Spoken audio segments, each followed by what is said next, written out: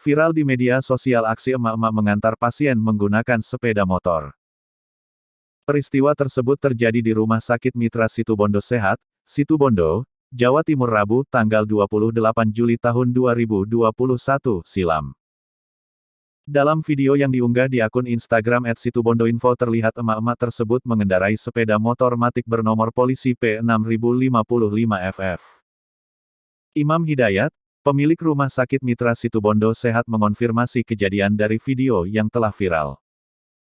Dia menjelaskan peristiwa itu terjadi di rumah sakit miliknya, Rabu tanggal 28 Juli tahun 2021.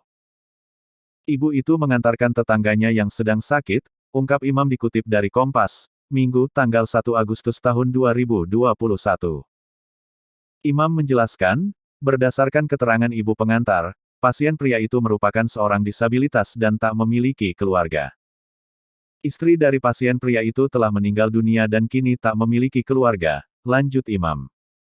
Ibu tersebut panik ketika mengetahui kondisi pasien lemas. Tanpa pikir panjang dia langsung membawa sepeda motornya untuk mengantar pasien dan masuk ke ruang IGD.